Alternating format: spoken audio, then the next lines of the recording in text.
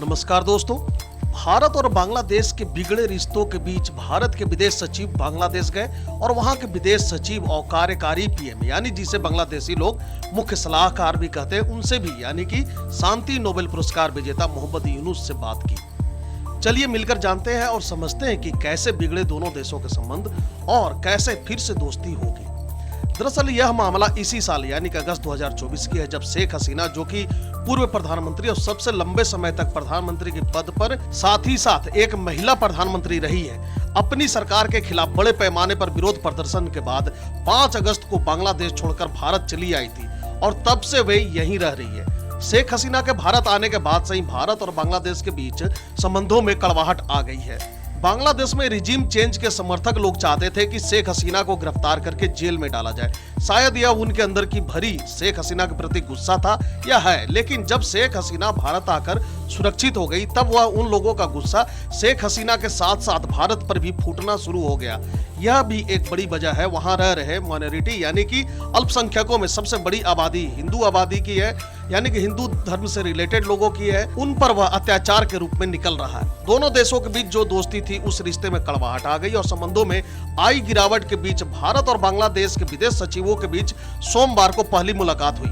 बता दें कि भारत ने मोहम्मद यूनुस की सरकार के कार्यभार संभालने के बाद से हिंदुओं पर हो रहे लगातार हमले और हिंदुओं को निशाना बनाए जाने पर बार बार चिंता व्यक्त की है, जो कि इस पर बांग्लादेश ने साफ साफ कहा है कि उनके आंतरिक मामलों में कोई देश हस्तक्षेप ना करे।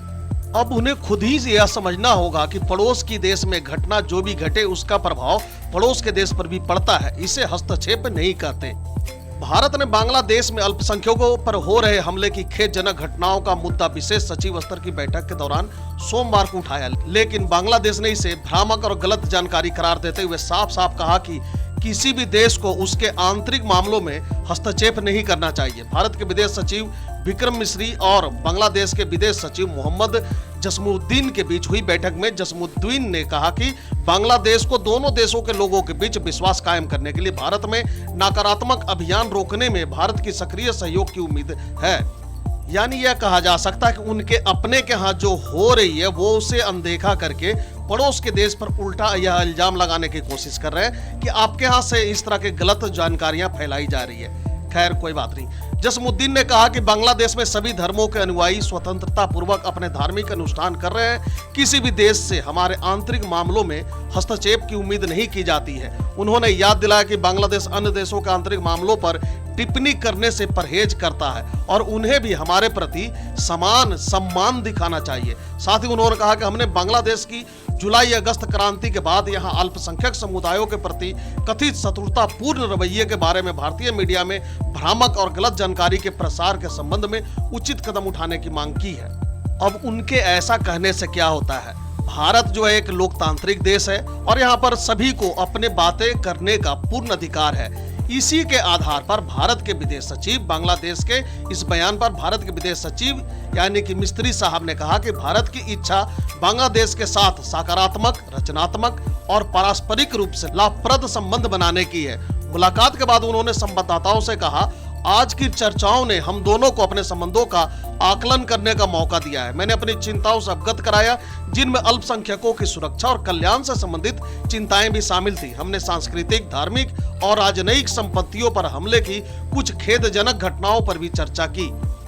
उन्होंने बांग्लादेश के अंतरिम यूनुस सरकार के साथ मिलकर काम करने की भारत की इच्छा को बताया। इसके साथ ही मिस्त्री ने अंतरिम सरकार के मुख्य सलाहकार मोहम्मद यूनुस और विदेश मामलों के सलाहकार मोहम्मद तौहीद हुसैन से भी मुलाकात की। इन बैठकों के दौरान मिस्त्री ने लोकतांत्रिक, स्थिर, शांतिपूर्ण, प्रगतिशील और समावेशी बांग्लादेश के लिए भारत के समर्थन पर प्रकाश डाला। उन्होंने बांग्लादेश के साथ आपसी विश्वास और सम्मान तथा एक दूसरे के चिंताओं के हितों के प्रति पारस्परिक संवेदनशीलता के आधार पर सकारात्मक और रचनात्मक संबंध बनाने की भारत की इच्छा फिर से दोहराई। इस बयान में कहा गया कि यूनुस ने बंगाल और भारत के बीच संबंधों को बहुत ठोस और घनिष्ठ बताया।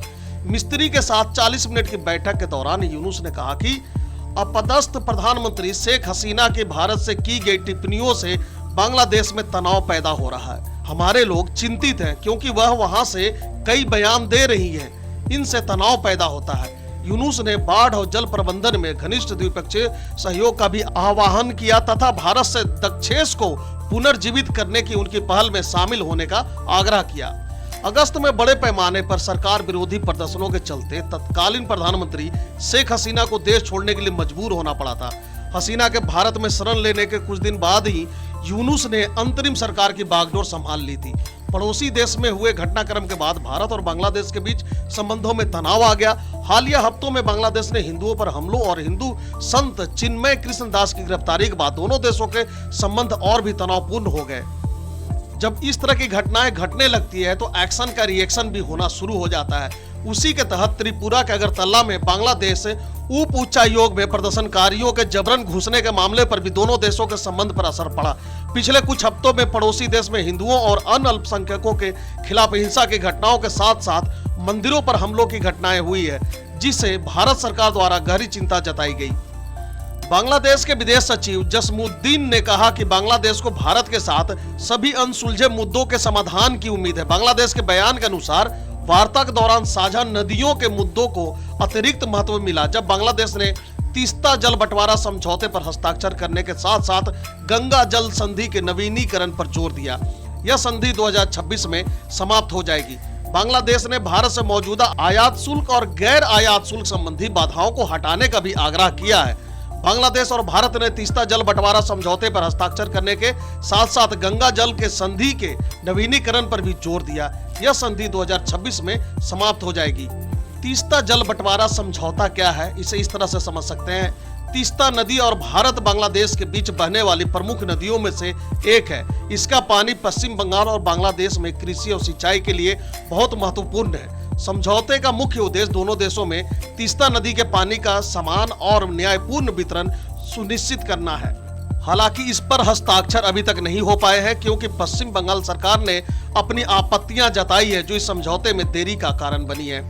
तो वहीं एक और जल संधि यानी कि गंगा जल संधि, अगर उसकी बात करें तो गंगा जल संधि 1996 में भारत और बांग्लादेश के बीच हस्ताक्षरित हुई थी। इसका उद्देश्य गंगा नदी के जल का बांग्लादेश और भारत के बीच समान वितरण सुनिश्चित करना है। यह समझौता 30 वर्षों के लिए लागू था और 2026 में समाप्त होने वाला है। गंगा जल संधि के तहत फरक्का बैराज से बांग्लादेश के हिस्से के लिए जल प्रवाह सुनिश्चित किया जाता है।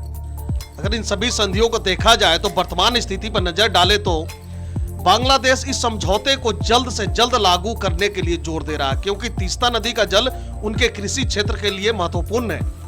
वहीं बांग्लादेश और भारत दोनों ने इसे 2026 से पहले नवीनीकृत करने की प्रतिबद्धता दिखाई है। यह नवीनीकरण क्षेत्र में जल संसाधन प्रबंधन और पारस्परिक सहयोग को मजबूत करेगा। इन सारे संधियों का द्विपक्षीय महत्व क्या होगा उस पर समझते हैं थोड़ा। इन समझौतों का उद्देश्य न केवल जल संसाधनों का न्यायपूर्ण वितरण करना है बल्कि द्विपक्षीय संबंधों को और मजबूत करना भी है। बांग्लादेश और भारत के बीच जल साझा करने का मुद्दा पर्यावरणीय, आर्थिक और सामरिक दृष्टिकोण से अत्यधिक संवेदनशील है। भारत और बांग्लादेश के इस प्रयास से दोनों देशों के रिश्तों में स्थायित्व और सहयोग की भावना और बढ़ने की संभावना है। बांग्लादेश से बहुत से स्टूडेंट पढ़ाई करने के लिए भारत आते हैं।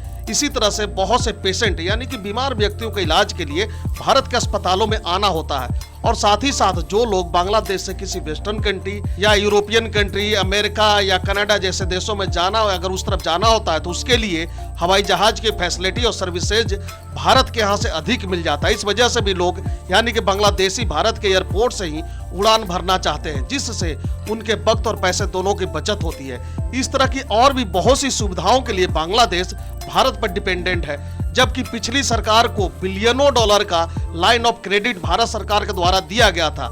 इस तरह की बहुत सी सुविधाओं के लिए बांग्लादेश भारत पर निर्भर करता है और इन सब के बदले बांग्लादेश से भारत को कुछ चंद सुविधाएं चाहिए होती है, जैसे कि भारत के बॉर्डर के ऊपर शांति कायम रहे, भारत के नॉर्थ ईस्ट के राज्यों तक आसानी से भारत का ट्रांसपोर्टेशन संभव हो सके, जिससे वक्त कम लगे, जिससे भारत को अपने नॉर्थ ईस्ट के राज्यों तक पहुंच बढ़ाने में वक्त कम लगे।